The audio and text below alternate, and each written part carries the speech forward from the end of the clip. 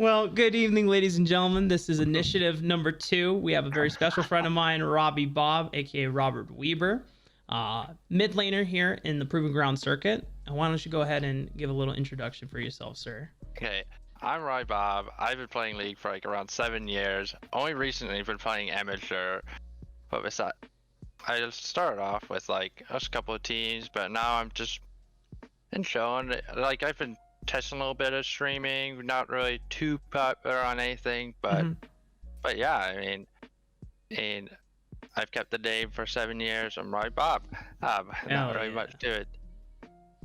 All right. Well, so let's kind of wind back the clock. So me and RobbyBob first met in, I want to say 2018.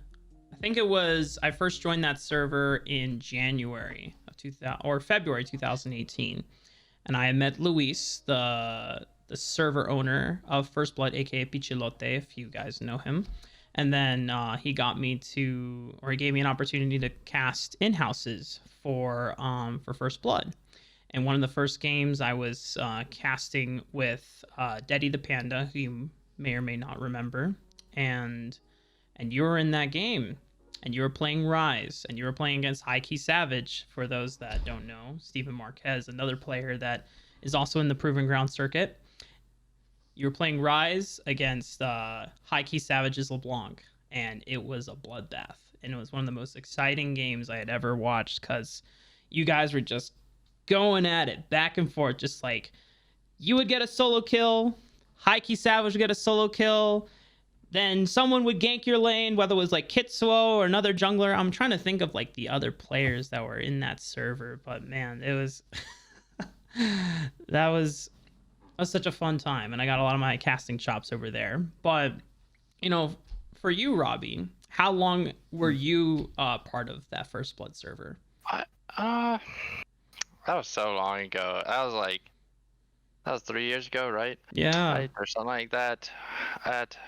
I mean, I wasn't in it for long. I joined with like Av, Av OBV. He's like my good friend, and he invited me into there. I didn't play too much. I mean, we had like a long streak. There's like a lot of tournaments that happened, and you were casting a bunch, and so yeah, I wasn't in it for. I didn't feel like I was in it longer than those guys were, like Haiki and Kitsu. I think they were in it for longer than I was. But when I came in, and those in-houses were crazy. I'd get so frustrated in those because I just like get ganked, because like if I was versing Kitso, I would just get camped, and then Heike would pick his main champ, he'd pick LeBlanc, and then I can't really play that into it because it's not really that fun of a matchup. So yeah. I just get pretty destroyed sometimes. Hey, you can say shit on if it like. No. I was gonna say shafted. Oh, shafted. Okay. I mean, sometimes you would get shafted, and sometimes you'd outplay, and Steven would get really upset. It's like, what the fuck? Your champion's so broken. And I now remember. I think a lot of the times the 2v2 matchup, you would have Matt, or for those that don't know, obviously. Have you talked to? Do you still keep up with Matt these days? Of course. Yeah, he's like my good friend, and one of my really good friends. So yeah, I still keep up with him. That's good. I still play games with him. Oh yeah. And he's the one that brought me in there. So. Yeah, I remember distinctly, like, I know this is going fast forward, but like there was like a big league match that you guys were playing against 100 Thieves, and obviously brought him and all the boys, and they were doing like RobbyBob copy pasta fan club chants. I loved it. It was, and someone tried to ban obviously from the chat because he was saying some pretty lewd stuff, but like it was all in support. The funny thing about that is like that came from like when I first played in the TCS. Like everyone would like spam that, and the funny thing is like it became such a meme because after it was spammed, I just hard griefed the game. Oh no! I I was like 1-8. I was versing like Blabber and Linsanity, and I was getting stomped. Oh man, it's okay. All my homies still support RobbyBob. But yeah, going back to First Blood, and obviously, like you said, there's a bunch of tournaments going around, and you just kind of became well known. I think it was pretty unanimous that you and Heike Savage were the two best mid laners in that entire server. I'm trying to think if there was anyone else that you considered that was like worthy or that you would have trouble with it, because it only really seemed like you and Steven at the time. Yeah, I think it was just him. I'm trying to recall other mid laners. I was not saying they weren't like cool people or something like that. It was just like it was so long ago, and obviously there's the change between like it started off First Blood, and then it went into Revolution, and having like those combined. Like, okay, the reason why I don't really remember other mids because I just remember it being always a 1v2 lane. And so RobbyBob never got to fight a 1v1. And you know what? I remember because do you remember Emily or Eliu? Yeah. Eliu was also on that Kitsuo team a lot of the times because I think they were dating, and so sometimes if it wasn't Kitsuo ganking you, Eliu would be coming from down support and ganking you. it was fun fighting those, but my god, there were so frustrating times. I think, oh man, I just remember the alt chat was some of the best shit to read back then, because you were so upset and toxic, like, oh my god, like, please, Steven, let me just fight you one-on-one, man. Oh man, that was so good. But yeah, we're in First Blood. We're doing tournaments, and you and Steven are kind of unanimously the best two players. And then at some point, there is a big fallout in First Blood, and there's like a great server migration to Revolution Gaming, and so that kind of became the new spot. And so over there, did you feel like the mood or the dynamic changed, or was it just basically First Blood 2.0? Well, I didn't really put in too much in Revolution because I'm pretty sure Revolution was like created by people that were banned from First Blood. Oh. Like that's where it was like rounded up from, where it was like, oh, we don't like the mods over in First Blood, so we're making our own in-house server. Or so I didn't really play too much in there. That's where I started playing less and less in-house servers. Or it's not that I didn't find it as enjoyable. It was just like it didn't feel the same. I mean, I still played some. It was like, you know, maybe like a late night in-house, you know, but it wasn't like First Blood. Right. And then I think at that time, as Revolution Gaming was becoming its own thing, and it wasn't entirely like banned people, but yeah, like people that were not happy with the mod team and the administration team over at First Blood basically moved over there, right? And EGN, I don't know if you remember that we had EGN came up and they invited me to be on their broadcast team, and I put together basically a quote unquote the first amateur worlds of its time, or I was trying to, because I wanted to bring together all the amateur leagues. So like at the time it was Risen Esports, Chosen Esports, Overdrive Gaming, First Blood, and Revolution. I just wanted to bring like a bunch of amateur communities and Discords, have them send their quote unquote best teams there, and then have them compete out.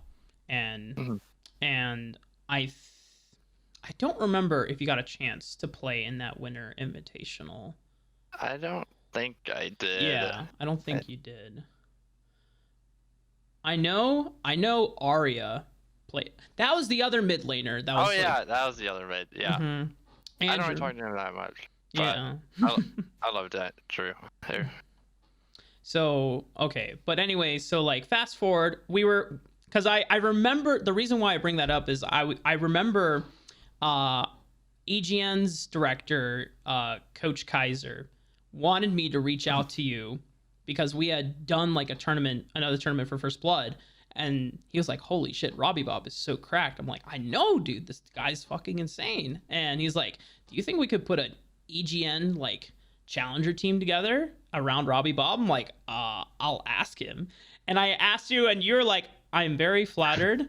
I'm not looking for teams right now." And I was like, "Oh, RobbyBob turned me down. No."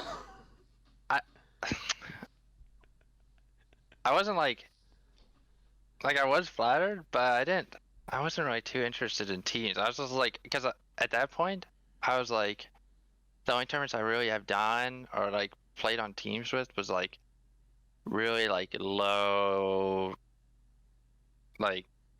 prize pool, Yeah. easy to win tournaments. Mhm. So that I'd play with like my friends, and so I never really played in like a big tournament or like a bigger tournament that for seeing like way better players. Yeah. So It's understandable. Yeah. And it like I bring that up in jest, because I always had this confidence and knew that like, oh man, RobbyBob is like so good, and if like you wanted to build a team around it, you definitely could. And so fast forward a year later, I host Rex Rivals. I invite you, me and Sabu Kim, who is another really close friend of mine, from First Blood. He was one of the people that left and helped make Revolution Gaming, but he helped organize Rex Rivals. And the purpose of that tournament was to basically help players who were not already established on competitive teams to connect with other players, either that were with established competitive teams or other players that weren't, and basically get them, to we're like playing matchmaker essentially. we just wanted to help bring solo queue players and give them a time to shine, and be able to show like, hey, these are new talent that like you haven't seen yet, so. And for the most part, I think it was pretty successful. The prize pool, it was kind of scuffed because I was trying to be fair and incentivize everyone to play in it, because it was the first one and the only one that we ever ran. And because we almost did it was a really weird format. We had players like randomly matched up with others based on like if you're a top, jungle, mid, bot, or support, kind of like solo queue. And then if you won with that team, you would then get matched up with another like randomized rotation of players that had also won the previous round. So it's like you go into winner's queue while the people that lost got matched with other players who also lost. So yeah, that sounds really scuffed, but I was trying to like, me and Sabu were trying to make it as fair as we can. But anyway, some of the notable players, including yourself, that came from that tournament were along the lines of APA was in there, Kind Jungle was in there, who now plays for Maryville University, Cavell, who now plays for Supernova, was there, Gorka, who was a top laner at the time because he was playing for Western and now is on Barrage, Kitsua was there. He's not playing Proving Grounds at the moment. Honestly, it's when I think of all the players that are in there and then like now where they've gone, it's like, it's so dope to see that like people have kind of moved on from that. It was a crazy tournament, and there's so many different players. Yeah. That seeing all of them grow is crazy. Yeah. So let's talk about you and Rhubarbs and how that came. Did you just happen to play like almost every single game with Rhubarbs in your tournament experience? I think it was in that tournament, it was like I was mostly matched with Rhubarbs. I think like of all the games, I think I was matched with them most of the time. And then he messaged me to form a team, and I didn't know any players. You know, I wasn't too popular in high elo. I was kind of like, I don't know, like 2017, I was in 0-1 trick to hit challenger, and then 2018, I was like, okay, I'm trying to play more champions to hit challenger, and then 2019, I was like, okay, now I've kind of got my footing, hitting right, and so he messaged me to form a team, and the team was like, he got Boris or Eclipse, Eclipse, yeah, and he was like really good. And then he got Gorica, which he was really good. And then support, we had WHY or Y. But then early on in the season, we brought in Sandpaper, her ex, and that team was crazy to think about. That was like my first like amateur team. And then like we were actually pretty good. We were like winning scrims and stuff, but then like we needed an org, right? So we went and got Lotus. I didn't know anything about it, right? I was kind of just chilling, playing scrims whenever we found some, and then we got into Lotus, and we were like their sister team, right? Yeah. And we were not really a sister team to Lotus, to be honest. Like, they didn't really do anything for us. We were just kind of our own thing, which is like, you can kind of see that as fine, but it kind of felt like why we're even there, but it kind of gave us like a little home. So yeah, that's how like the team came together. Right. So was that because like just the Lotus management at the time weren't really doing anything for you, or was it? I mean, they had some other things going on. Like they had their main roster, right? Which I think APA talked about. Yeah. Where he was on Lotus, and he got replaced by Yunbi. Yeah.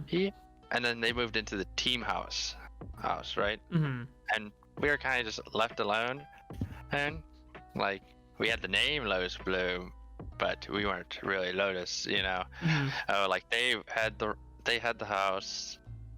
Like we would hear stories, like horror stories of what was going on Lotus. Oh Jesus. And like we're like, well, maybe we can get that guy on our team. And so yeah, it was mostly management, I felt, but to be honest, they had their own thing going on, so I don't like blame them. Yeah. At all. So I mean, it was good enough to get like an org to support us somewhat. Yeah. But And you guys did get to compete and play in games. Yeah. So that was all during the 2019 SG summer season. I don't remember how well you guys placed or how. Well, there's a lot of things that happened during that time because okay, so Lotus boomed, right? Yeah. The whole org just blew up. I remember that. And before that happened, we had Deus come in. Like he left Mirage, and we got Deus. Man, Deus. Yeah. I love Deus. And he came in, and it was like we started losing scribs. No. Which is fine. Fine. It wasn't his fault. And then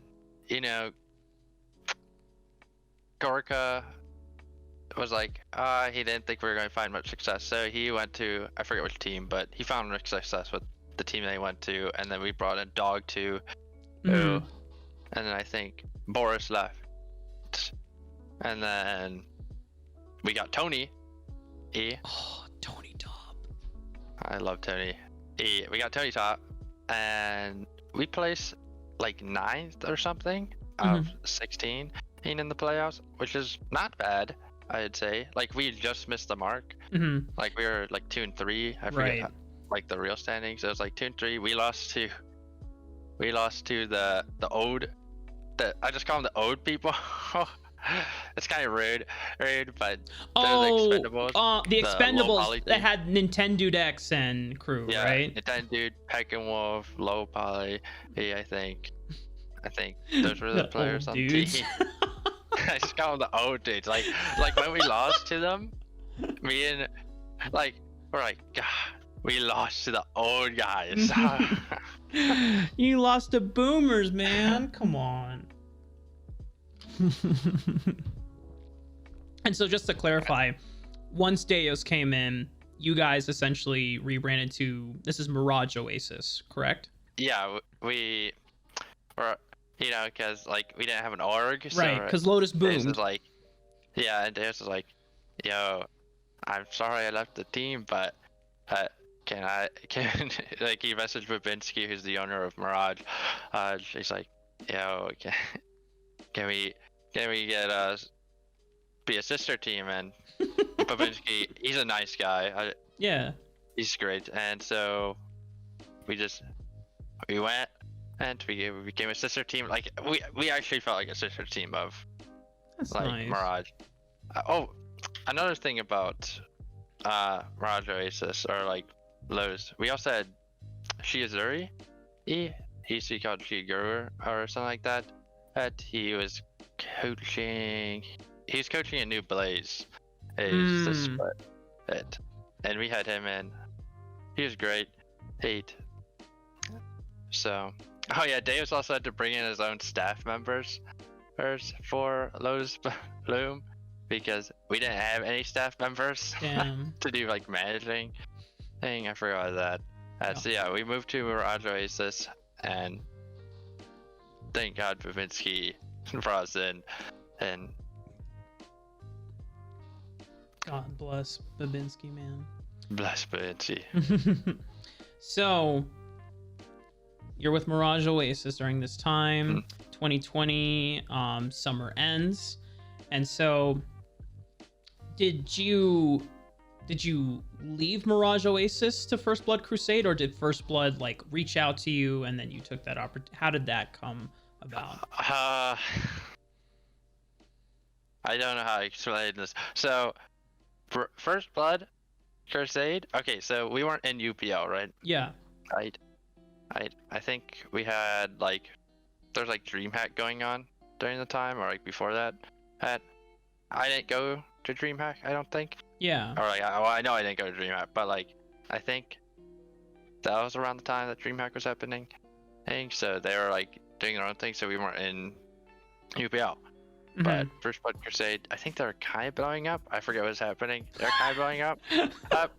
So then, they just have 5 guys that are like, probably one of the best teams if you put them in UPL. So they're just like, hey, what if all you guys just join First Blood Crusade? Hey, technically Mirage, but First Blood Crusade. So it was still literally the same Mirage Oasis roster, but just First Blood Crusade was now sponsoring. Well, it wasn't Mirage Oasis. It's because Mirage Oasis kind of boomed, right? No. It kind of boomed. Well, like, okay, besides... Alright, well, like, Rhubar's went to do his own thing, Yeah. and then Dog2 and Sandpaper went to do their own thing too, so Deus asked me to join the main Mirage team. Because they're mid, like, high key, E. Oh, yeah. Yeah, funny how that works, right? Yeah. We've come back full circle. That the main roster was like high key and hyper, and War Machine. And then they had Lawrence in top. I think their bot was the same. I think it was still Neo and Mist. Lawrence as in Speedo, or I think or is it a different main. Lawrence? There's so many fucking Lawrences in the. They just call him Lawrence. And I forget what his actual IGN was, but so they brought in Hyami before that was before the split ended or the SGC ended. Lemon. So they brought in Hyami, and then they're like, oh, we have this Mirage Oasis players, just bring them up. So I joined, and then Tony joined as well. So then we were we're like, that was the team. I didn't go to DreamHack, but then we played in UPL. Mm-hmm. And that was a fun time. Right, so that was like the main roster. It was yeah. Tony, Didn't you guys go very far in that UPL split? I feel like either you won the whole thing or you were like at least second. We won the whole thing. That's right. We kind of stomped everybody. I would say once we came in, we dropped like one game maybe. Mm-hmm. It was like 100 Thieves was in it. I think they were like the 100 Thieves next. Oh yeah, 100 Thieves like the next. first tournament. Because that was 2020. Yeah, because it was winter. It was winter 2020, or like earlier on in the season. Because then you beat Issue is Critical. Yeah, Issue is Critical was like Command Attack team. Mm-hmm. And they beat like I think they beat. I forget what team they beat. I think they were the ones that beat. Let's see. So, okay, so this was spring. This was spring UPL last year in 2020, and so Issue is Critical had beaten Orglis, who had beaten 100 Thieves next, and so that at the time that was still the Tenacity, Kenvi, Copy, Auto, Poom roster. Poom had not been promoted to the Academy roster yet. Mm-hmm. So, but then you guys beat Issue is Critical 3-0. Guys were smurfing. I actually forgot about a detail about the in-house things. Oh, what's up? Apparently Ken V played in those. That's right. Yes. At the time, he was Blackpink Jisoo at the time. Yes. He was playing in those too. That was another jungler that I did not like versing. Shane was young back then though, because I think because Shane is, I think he's like 18, 19 now. So at the time he was like, he was really young. He was a kid. He was 16. Yeah. So just to think that like future 100 Thieves Academy jungler was just playing in in-house servers. And to be honest, I don't even think at the time Kenvi was the best jungler, because it was pretty much like, I think Kitso was always the top one, and then obviously was up there. I'm trying to think of other junglers that also. Do you remember Sod? Yeah. Oh man, it just Warwick Kazakh abuser, right? Yeah. Oh man.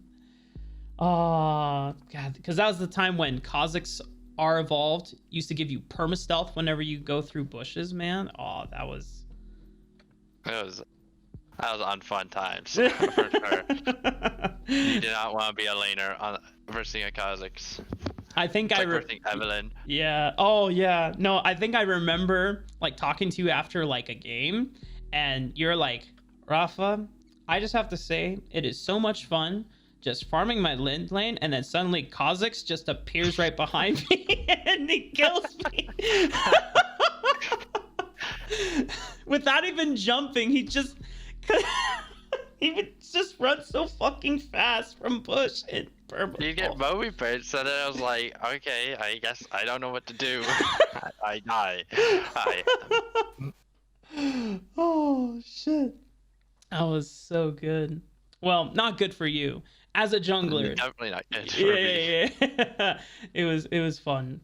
But so after UPL Spring, this First Blood Crusade roster eventually just became the main Mirage roster, right? Yeah. Save for Asta, who is now rebranded as Neo and is currently playing in Dignitas. And then I think that's when you guys got Instinct. I guess that we did. I'm trying to remember what his name IGN was at the time. I just now know him as Instinct. Holy crap. He's a Cillian. A Cillian, that's right. Yeah. So so how did that happen exactly? Did you just guys say, hey Deus, we want to come back to Mirage, or Deus reach out to you, or? Well, I mean, Deus was a part of the First Blood Crusade roster as well. Like he was coaching us, so we're just like, yo, Bavinsky,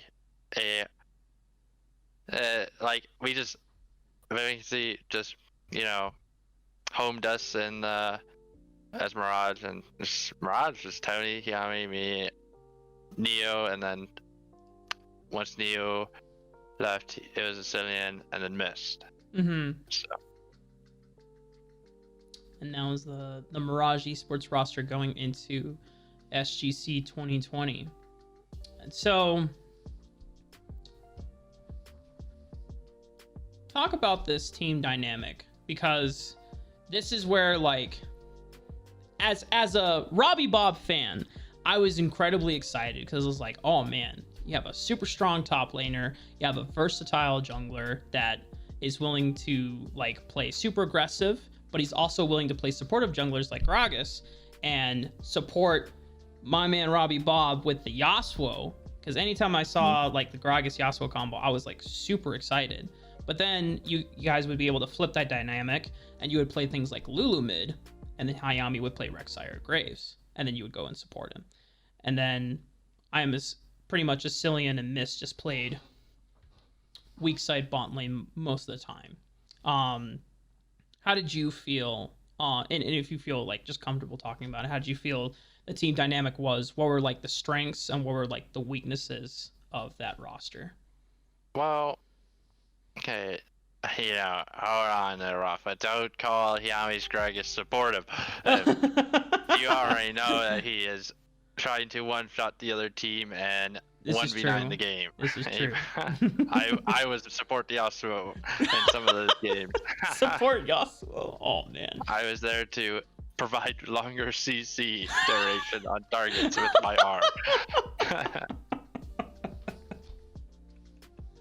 But yeah, the strength and the weakness of the roster was I was relatively new to the amateur scene. I didn't talk much at all, and I didn't really know how to play like waves or lanes. I still don't really do in terms of like control my waves. That's actually pretty hard, or to be honest, like know what's going to happen in the next 2 minutes with a wave or what I would do. That one's hard, but like actually communicating, I wasn't a big talker. I talk way more.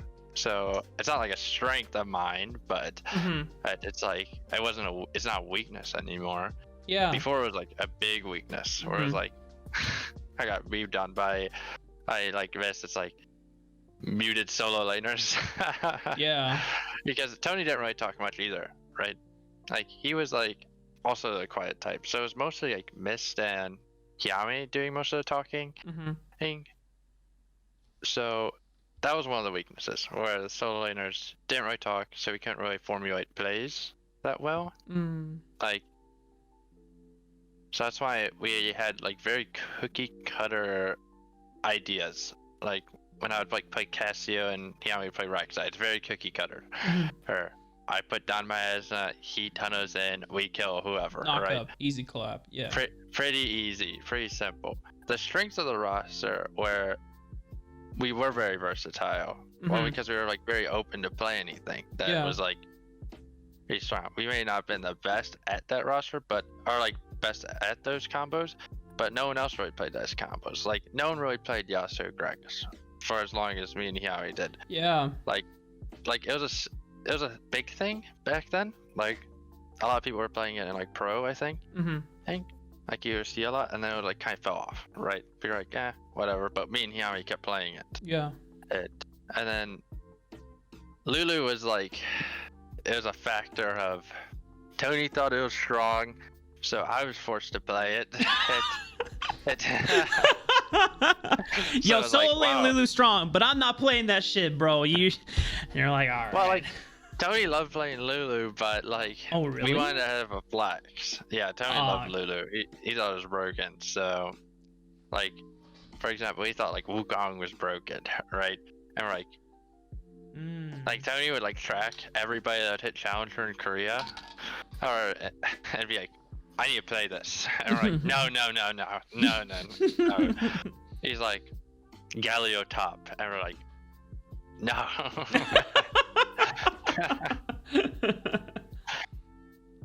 But that's like what I mean by we're versatile. Like Tony might see something, see a trend, go, I want to play that.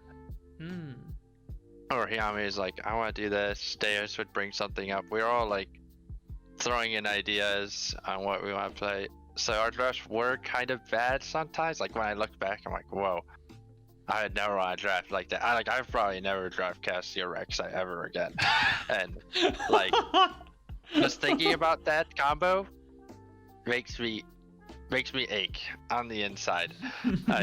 But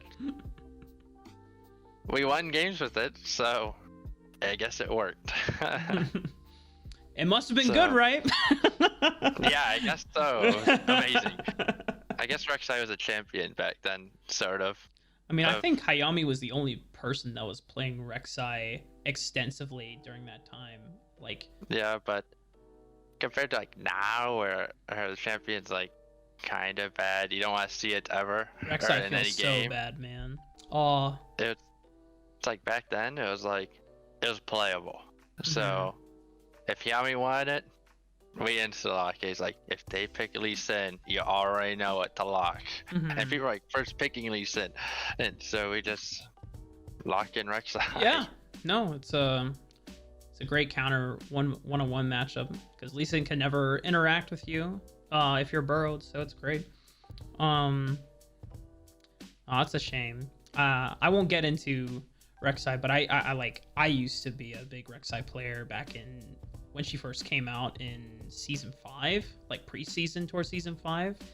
But I hated that Cinderhulk was like the most effective item on her. I was just like, this is a goddamn shame. Like, she's supposed to be a fighter, man. I want to build like Triforce. I don't want to build some like Cinderhulk full tank shit. But eventually she got the Execute ult, and so her identity was changed. But I think that was one of the things that I was always fascinated by Mirage, is that you guys didn't have like a clear team identity because of your versatility, right? No. There wasn't like a single composition that you guys were insanely good or consistent at. You guys just would, depending on the team that you would play against, you would pull out a different style of composition. Sometimes it worked, sometimes it didn't. And so Yeah. It was what it was. But that's interesting. It really was. Yeah, that's interesting. You tell me that like Tony Top was bringing a lot of like theory crafting to the table, because that kind of fleshes out Tony for me more, because I don't really know much about him other than, you know, he was like super high rank on the NA solo queue ladder. And from my perception, and this is why I wanted to do this show in the first place, is to get to know players more and get beyond the just like really flat, shallow perceptions of players. Like, for example, I just thought Tony was like a Jax one trick. And so like anytime I didn't see him on Jax or a split pusher, I was like, Mirage are kind of pinholed here. But that's nice to know that, like, you know, Tony is more fleshed out than that. And he's like you telling me that he wanted to play Lulu top, I would have never, ever thought that he would be that type of player. Like, people who play Lulu top are like my friend Josh, who like just wants to make the other player feel miserable in the lane. Like, not like beating their head in, but just like, I'm going to play a very boring and obnoxious champion just to make you feel bad. And I thought Tony was just like, no, I'm going to outskill you every single time. Because if he's picking like Jax or Camille, that's like the perception I get. But that's cool that I got to know that about him. Yeah, he would obviously, I mean, if we thought something was broken, he would play it. But like, like, for example, like Wukong, right? Mm-hmm. I don't think any other top laner was playing it for a while. Oh, and like the amateur game, like in amateur leagues, like it took a while for people to play Wukong. Mm-hmm. But Tony was like, I want to play Wukong. It's Wukong. Like, he's broken. People are playing in China. I want to play it. And we're like, okay, Tony, it sounds good. And Tony's right. Wukong was pretty broken. Yeah. Or pretty good. And So just we took knew. a while for other teams to pick it up. Mhm. And it was the same thing with Lulu, who, I mean, like, obviously it's a little different now, but it's actually returning back to that meta, or like start of that meta, where like Lulu's really strong, Karma's strong, like Mhm. Moonstone champs are strong. So, but I'm getting a little off topic. Like, Mhm. it's like there's a lot of team chemistry there because you had Miss to, like, if Tony didn't understand something, Miss is there to explain it, right? Mhm. So that combo is really great. Me and Hyami, we were like one of the weakest parts of Mirage. No. Or, like earlier in the year, we were really weak, right? Like, you're like, wow, they aren't gonna do anything. They have no comms. Like, Yami is fine, but like me, for example, like, you can't really have a 2v2 if one of the people isn't talking. So, Mm. but we got way better. Or obviously, maybe not good enough to beat Supernova, but It was close. And I do have to say, like, compared to the RobbyBob that I knew in 2018, like, just through this sit down alone, you have, like, this is the most you've ever talked in like an extended sitting. But this, I mean, I'm really happy. I'm really proud of you to like work on that, because I think whether it's through the competitive teams or like, feeling comfortable with other players and talking to the staff through the teams that you were with, I think they've all helped you kind of break out of your shell and just be able to feel more comfortable just talking and being yourself, because I definitely see that, just based on like when we first met and we first talked, because you were definitely a man of few words back then. I was at a few words. Or it's like, I'd look at the enemy laner, go, no words, nothing. I'd have no emotion.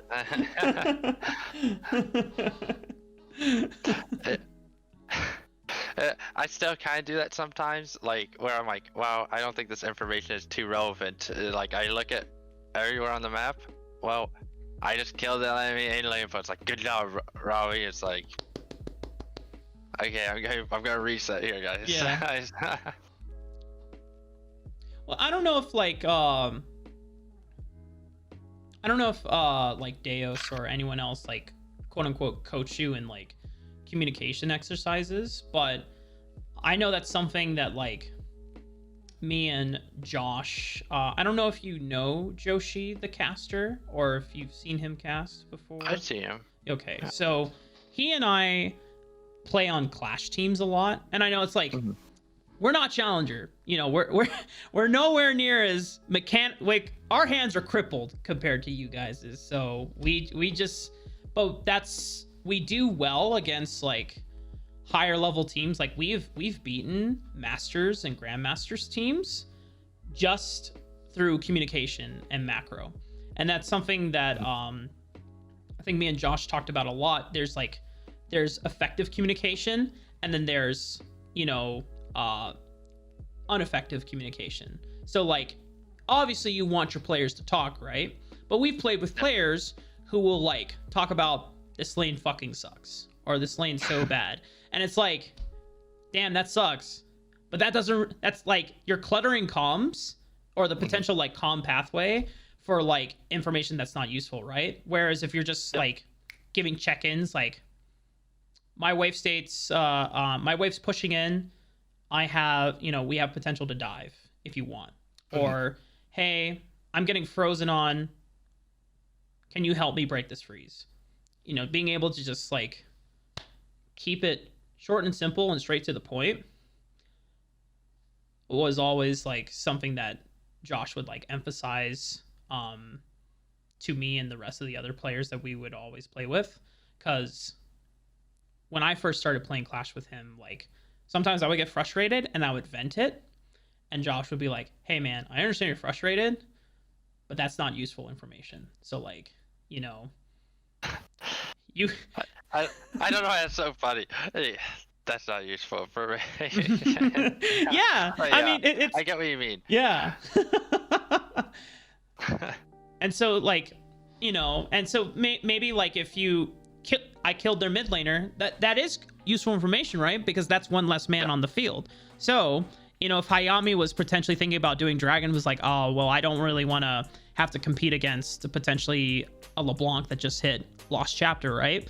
Oh, she's fucking dead? Okay, well then my mid has prio. I can solo Dragon. Easy clap. So, you know, I don't think it's ever a bad thing to like express information. I think it's when you're teaching people how to communicate more effectively in League, it's better to get them to start talking and to say information, and then afterwards you can review and coach them on like, hey, this was useful information, this was useless information. So like, Yeah.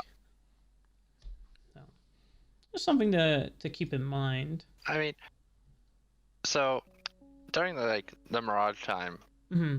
like of 2020, I had Deus for most of the year, or like maybe 60%, right?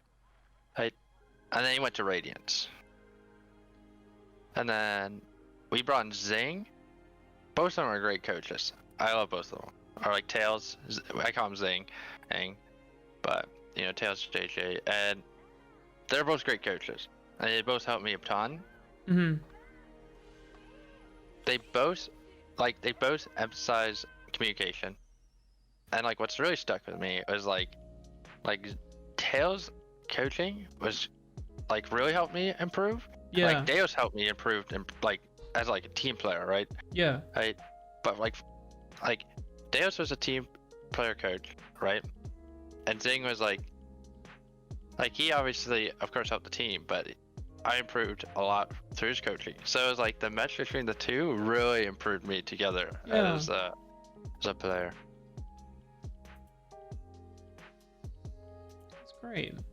And, you know, I think having those mentors can help push someone that like obviously has the talent, you know, but then, you know, when it comes to competitive, it's not just about obviously how well you pilot your character. You need to be able to work and coordinate plays and rotations with your other teammates.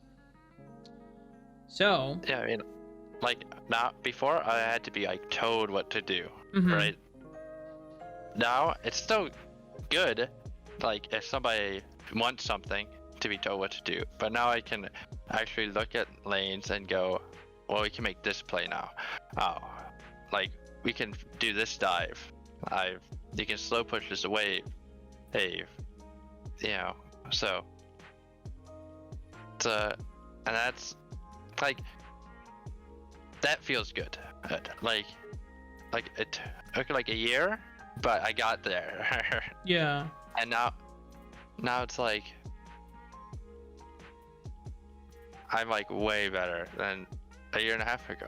And it's like a huge improvement for me personally. Yeah. It feels really good. I love to hear that, man. I am really proud of the journey that you've gone on. You know, just to consider that when I first memingly approached you to be on an EGN team back in the day, to now that you are improving, you're learning, and you're enhancing upon your already talent as a player. This just makes me so happy to hear. Truly. Thank you, Mr. Raafaa. Yeah. And I see you grow as well. Oh, as a caster. Or I remember you casted back in the first blood tournaments, and you're great. For sure. It was always like getting casted like back then was like it was a pretty good feeling. Hearing you cast was pretty nice. I love listening. And like now it's like much bigger. It feels kind of crazy, to be honest. It's like, for example, like Cup got like 1,000 viewers last That was year. nuts. Yeah. That was crazy. Yeah, man, like,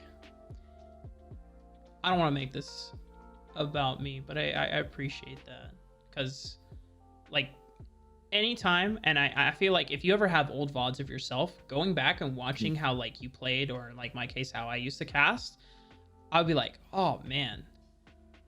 Like, back then, maybe you thought you were good, but, like, but then when you compare yourself to now, you're like, oh my gosh, I'm way better than I was before, you know? So it's crazy to see, like, how you can think, and I think that's something, like, always awesome to consider and keep in mind. You might think you're good right now. You might think you're super good right now, you're in your peak, and then just wait like a year, 2-3 years later, because that's 3 years ago, right? And then how much improvement you can make in that time. And that's always something that I feel like is so awesome to look forward to, that you can always improve, you can always be better. So it's, yeah, man. Yeah. I get what you mean. Like, okay, so before, like, you know, I played in like, you know, like lesser tournaments, but when I was in high school, Yeah. I played in like this like high school league I live in Illinois, and there's this like IHS EA tournament, and that tournament, that was a banger tournament. Because like, okay, so there's like this like year long, well, it was like a semester long tournament, right? And I had my own school team with like a bunch of my friends, and we got far enough to play in LAN, and we went to RMU. RMU, not really talked about as much, but it was like one of like the bigger places back then, right? Yeah. For like league scholarships and stuff. It was like one of the first ones to offer scholarships, right? And I met like Drew Dozer there. Oh, real? Yeah. And like, those are some good times, because like those, like, because there's still VODs of those up, of like those games, and like watching me play back then, I was like, whoa, what am I doing? I am AFK in the lane, guys.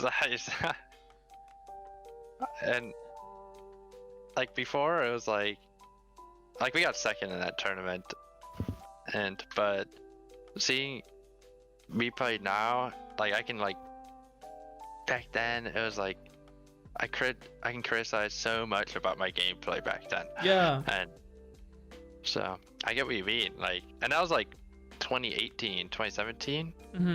That was like during that, I think that was 2018. Actually, maybe not, maybe it was 2017. But it was like during the time that I played in the in-houses. So I need to show you those VODs sometime. Please send it my way. I would love to see the Zed Maestro back in his heyday, when I think Zed was much more viable than it is now. Zed doesn't. He's actually kind of viable now, right now. Oh. But like, okay, he's not really too viable. Though, like, you don't want to pick him. Like, if I had a choice between, do I want to pick Yon or do I want to pick Zed, I'm picking Yon, right? Yeah.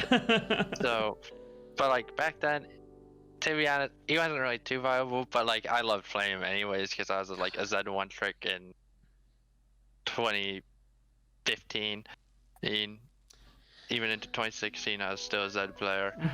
Or like the only champion I play. I would play other things. So.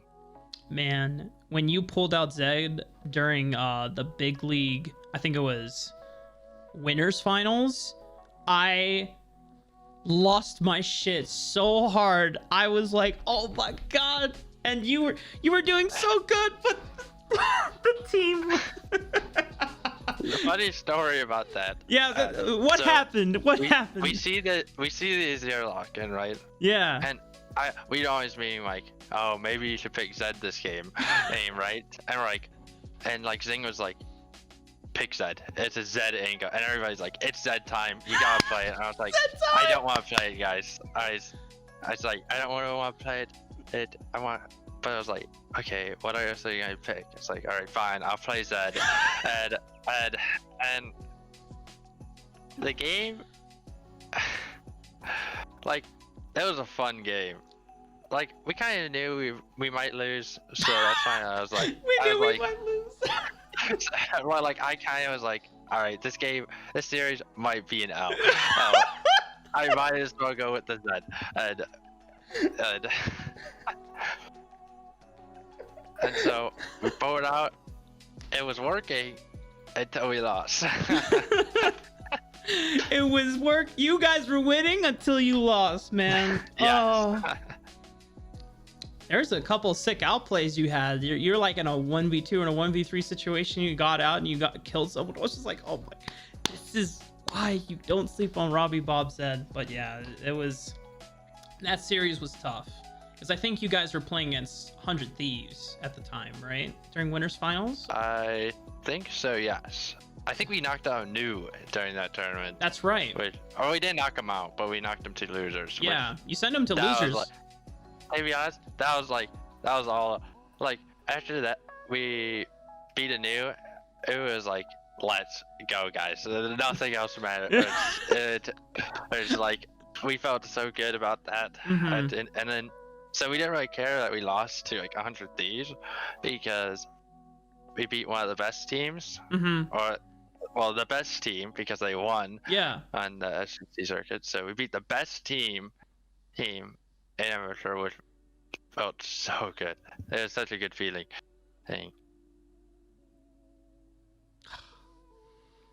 That tournament was unfortunate though.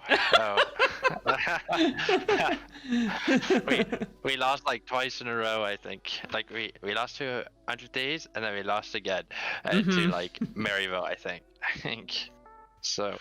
Well, I think if you went to losers finals, then you played against ANEW again. I think you had the rematch, and then that time, I think that was around the time where Mike Young finally started synergizing with the ANEW roster. Because at the time before, he was playing dog champs like Trundle and Set. And then that was like the first series where he started picking Nidalee again. And they had Pantheon, Prio, or TF Prio. And I was... Oh. Yeah. I think once ANEW found their groove, then they were... I mean, there was a reason why we all thought like they were going to be the best team on paper, right? So... Yeah. So that was unlucky that they found the rhythm just as you guys were about to win the whole damn thing. Oh man, it happens. It happens. We beat in that one tie. That's all that matters. Hell yeah, we take those. So we do take those. Let's we've kind of jumped ahead in topics. You know, we talked about your growth and talked about a lot of Mirage and all of this. I want to, you know, if you still feel comfortable talking about it, I want to talk about ANEW Rising, because that, you know. Yeah. So you had your friend Hayami on that roster, and then so how was the dynamic of ANEW Rising versus Mirage? Well, so we had Shim in top, we had Short Hop, and then we had the 3-core, which was me, Yami, and John from UPO Winter that we were playing in. Right. So the idea, like, the problem with that, well, the problem that we were going to come on with was like we didn't really have a strong side. It was the same thing with like the other Mirage and UPO. We had like Dragoon, right? Yami, me, and then it was who's AD? Oh, Daniel RMC and John. So we never have like when I mean strong side, I mean somebody that like really wants resources, right? Oh, okay. It's like I want this to happen, right? Not like they can't play carries. I mean like I want them to like take control of the game. Oh, you know? so they're like naturally assertive and vocal about wanting resources. Yeah, you can be a good weak side player, right? Right, and they're all good weak side players, right? Like they wouldn't really die, but they wouldn't take control when we gave them a carry. But then like they all found their groove. Most of them did find their groove, which is good. And like for example, like the Mirage and UPO, like Dragoon started being more assertive, and he's starting to play Camille and started just really doing pretty well. Oh, and now he's on the new Mirage. Yeah. And you see him on Darius, where he would never pick it. And when we played in UPO Winter, but now he plays it now. Man. And so Daniel would like, he was really serving draft. Like he was like, I want Jinx. I will 1v9 the game. And he did. And he would 1v9 games with Jinx. So, and then with the new Rising, Shim and Short Hop was a beast, and Shim was pretty good as well. I love both of them. Obviously I love John and my boyfriend, Mr. Hiami. Not my boyfriend, but you know, we get called a couple. Confirmed. We get called a couple because we played for so long, but you know, we found our footing. We beat, like, in our series in Risen, we'd either 2-0 or we would get 1-2'd, right? Which is pretty unfortunate. And then Hiami got an offer from Mirage, right? Because they were looking for a jungler, and he can't say no to that, right? Like that team was, like, it's a big opportunity for him. So we knew he was going to take it, right? And so the team kind of started like crumbling, I think, right? Where, because there's like some talks that was like, well, this John went to ANEW Genesis, right? And so then our team just kind of like crumbled within. So that kind of left, like, that didn't leave me with a team. That didn't leave Short Hop with a team, I don't think. Hank, and then Jim just went to go play solo queue, I'm pretty sure, to like climb the ladder. So it's kind of unfortunate, but it happens. And like, I've been kind of searching for like a team, right? Yeah. But like no team was in big that would contact me, which is like the big one. No pun intended. And like, if you aren't big, you can't really get in Proving Grounds, right? Because if you can form a team without playing in Risen and you're not big, you're not getting into Proving Grounds unless you like win challengers and then you get like 10th place. Then win in the point. Then win challenges, bro. Go for it. But that's still unlikely to happen or occur, where we'd still get enough points. So I just kind of let me out of team. So I've just been like watching and playing some solo queue, doing stuff like that. But I still support teams. Like I support Hiami, of course, or love John, and so yeah, that's kind of what happened with Rising. Kind of unfortunate, I suppose, but can't really do much about it, you know. It's just like, just super unlucky events started happening, you know, where there's not many junglers, like that, like a lot of like the high rated junglers, I would say. Like obviously there's junglers that, you know, are under the mud, like for example like Asilian, like no one really knew about Asilian, and when we got him for Mirage a year ago. Yeah. So we landed like a jackpot, right? And to land a jackpot jungler is like kind of hard. I'm not saying junglers that are free agents they're all bad or stuff like that. It's just Yami's really good at, so finding somebody that was like that could fit Yami's role is pretty hard. So what can you do? Hey, but that's okay. Hey, I mean, I still want to play on a team, but if I don't find a team it's like I might find a team for Cup, maybe, because I do want to play comp. I do want to play some teams, and what if we did win the Cup? How crazy would that be?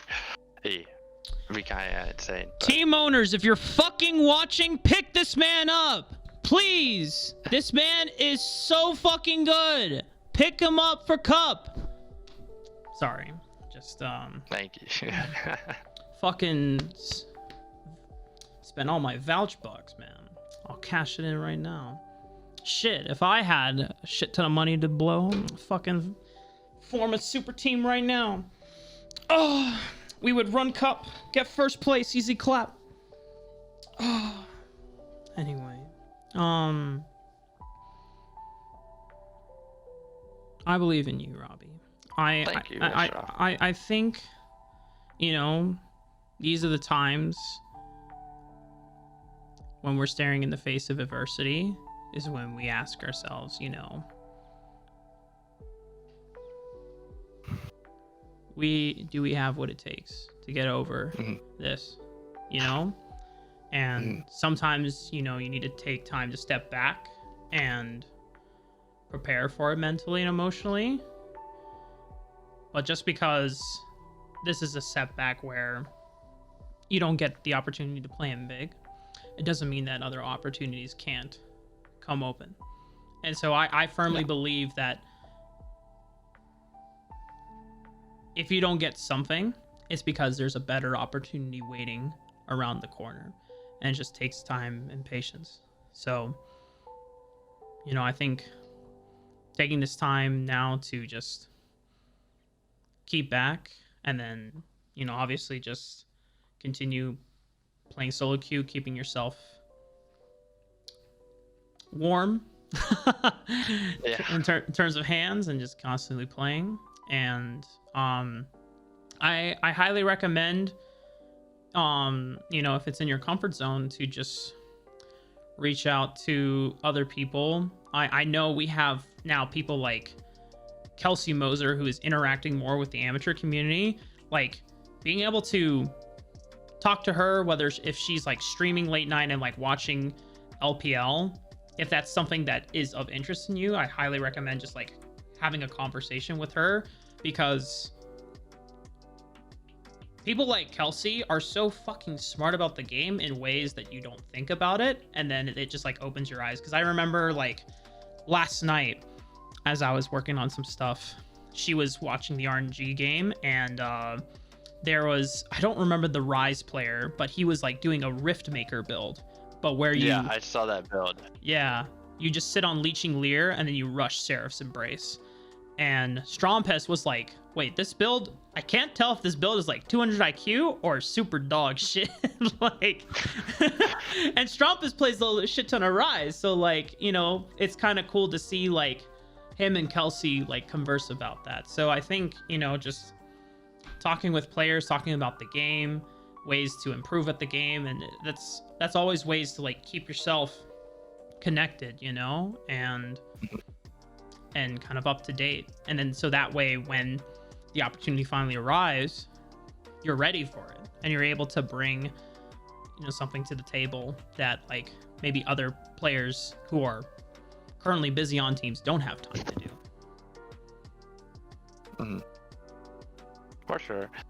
Thank you for the advice, Mr. Raafaa. I should probably let like, for example, like Kelsey or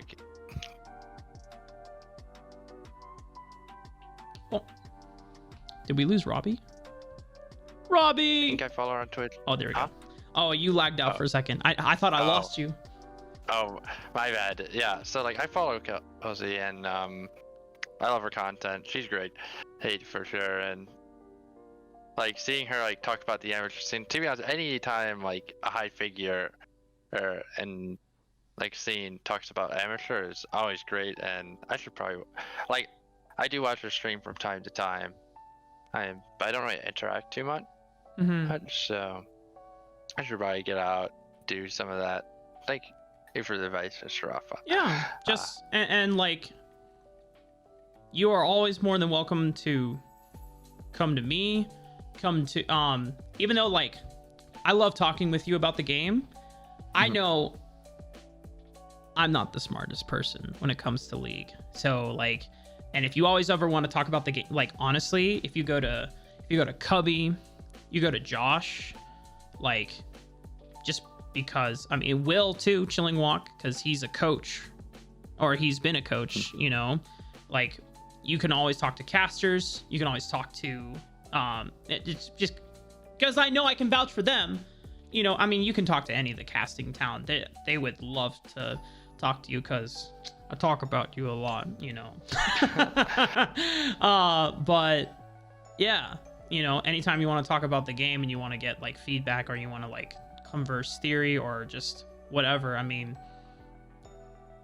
don't be afraid to hit them up. And then I would say the same thing, you know, just take a chance to be like, hey Kelsey, I want to get better, or I just want to talk about blah blah blah, or you know, if she's streaming blah blah blah.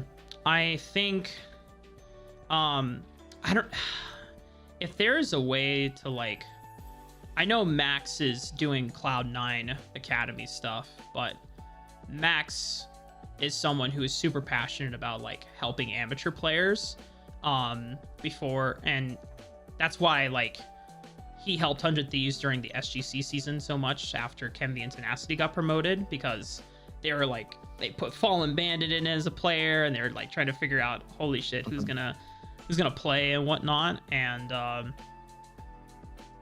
there's so many people that are really like, they want the amateur scene to be better, and they want to help players succeed. And so I think if you just, you know, take the chance to just reach out and see what happens. I would also highly recommend, I know you're not that active on Twitter, but please, homie, if you got a selfie, or if you got just a picture of yourself, make that your new profile picture, because anytime you've been on like a competitive team and we're like, okay, we need a picture of RobbyBob, and all we got is the fucking flower picture, I'm like, bro, we don't know what you look like. How do we discern you? So it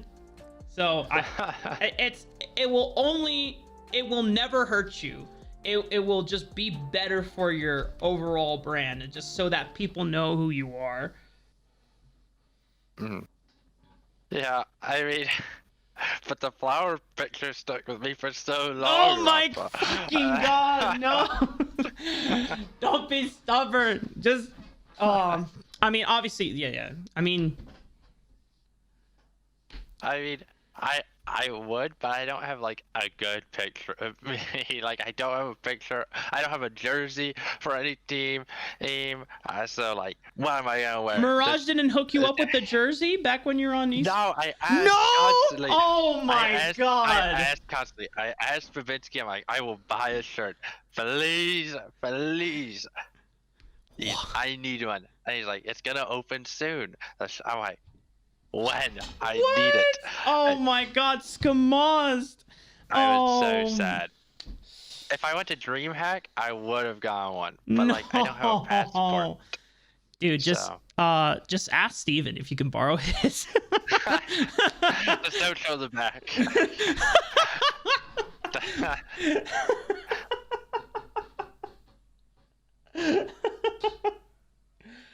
Well, Babinski Deos, if you're watching, please hook my man up with a Mirage jersey. Luis, if you're watching, if you got First Blood jerseys, give RobbyBob something, man. I need something. And I'll wear anyone's shirt, any jersey. You know, maybe if, you know, any Mirage wants me to wear their jersey, or word? you know, you know, any team, I'll wear any team. Just I need one. Yeah.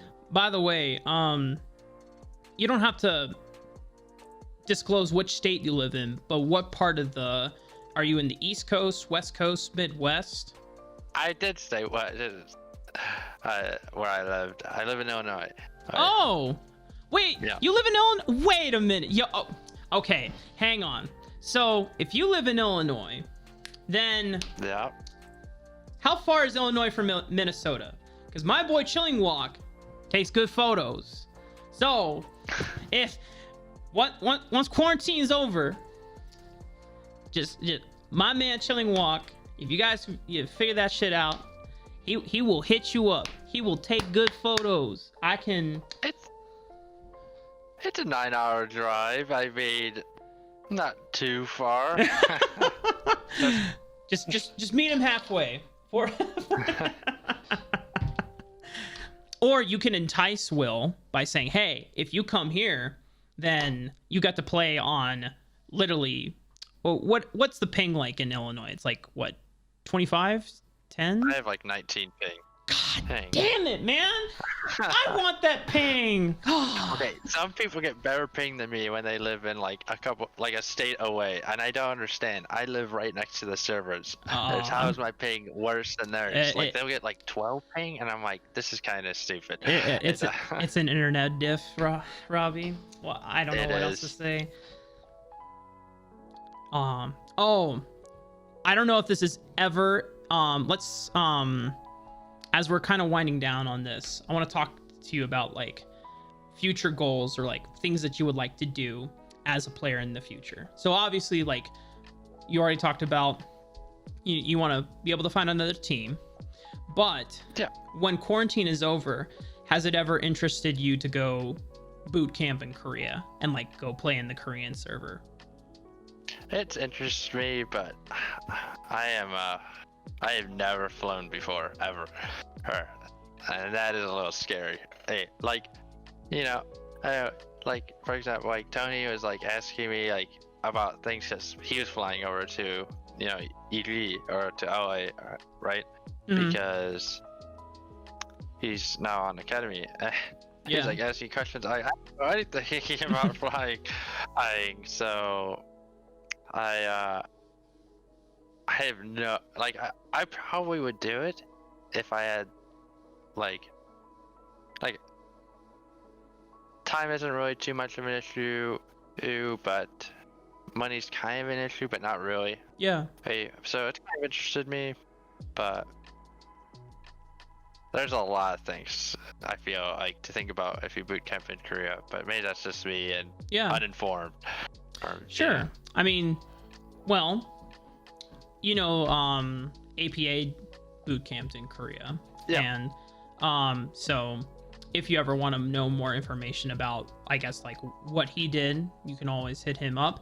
I was going to say, when quarantine is over and if stars align and you, like, let's say when Worlds is over and it's during the off season and, like, you know, during the preseason, and it's in your power to get a passport to fly to Seoul, mm-hmm. I will come with you, homie. I will hook you up because I mean, I'm not an expert on Korea, but I've flown to Busan. I lived in Busan for 2 weeks.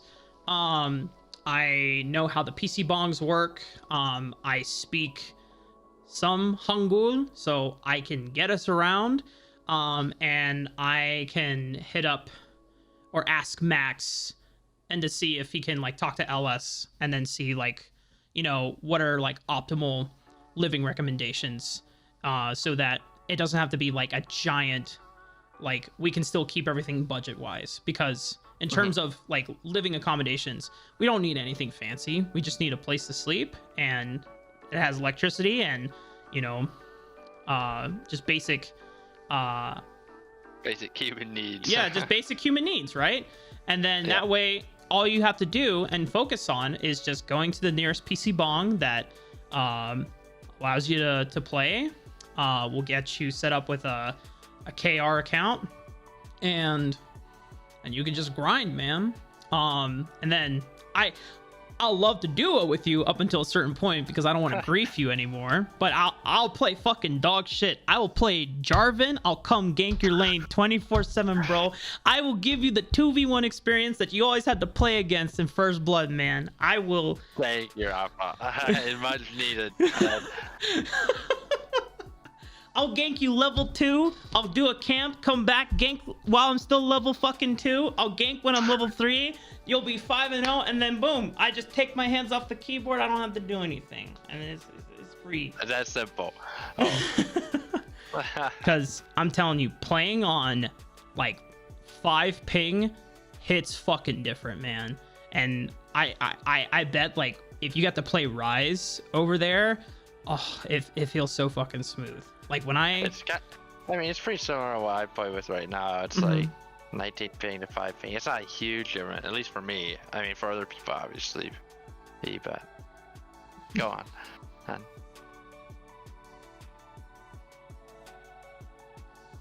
Well, this is all just like hypothetical, right? But I'm telling you, if the stars would align, I would not hesitate because I love going to Korea. I'm very certain that once I'm like able to financially support myself independently, I would love to like live there for at least a year just to experience culture and lifestyle over there and be able to immerse myself into the LCK scene even more because I love LCK, man. And I love watching LCK too. Yeah. Like the low park is crazy. Yeah, APA got to play at Lowell Park and got to go and see some games there. So hey, if the winter season pops up or like, you know, shit. Ooh, go see those games, man. Live. And that would be a banger. That'd be insane. And hopefully, I mean, if COVID is less, you know, dramatic, then the stars would align. Absolutely. Yeah. Okay. Well, before I let you go, Robbie, this has been awesome. It's been nice to catch up with you, and honestly, like being able to just hear you open up about all this, it really does make me happy to hear, and I'm proud of you, man. Yeah. So it's great talking to you too, Raafaa. It was nice talking to you about the experience I've had, the experiences you've also had with me in the in-houses and also EGN. It's great. All right. Before I let you go, is there any... I have your Twitter handle, RobbyBob311 already, but is there anything else that you would like to plug or shout out in particular? I mean, there's my Twitch, it's just RobbyBob. There's also, I mean, you can find me, like, those are really the only 2 places is Twitter and Twitch. Like, I don't use Instagram, I don't use Facebook, but maybe you'll find me on a Twitch stream, on a team. If anything that is news, I post it on Twitter, I retweet stuff. Am I able to thank people? Sure, Raafaa. Yeah. No, I want to thank you, Raafaa. Oh, You're okay. Great. Hey, thank you for this interview. It's great being here. Thank you to all the managers for other teams. Like the managers for the teams have been a great help. Like I had Dumbear there for Lotus. That's right. Dumbear Leo. And then I had Lena. Lena's great. She was a big help. And then I had Emily for the Mirage team. And then Kelly X. They're all great. All my teammates. All my friends. And everyone's fantastic. Everyone, like most people on the scene in amateur are actually pretty great people, I would say. there's obviously a few exceptions, you know. There's As no always. exceptions, As always. you know. Yeah, don't forget the scrim selling thing. Oh, yeah. But the whole community is actually pretty great, you know, except for definitely some big exceptions. But thank you again, Raafaa. You know, it's great being here. It was my pleasure, homie.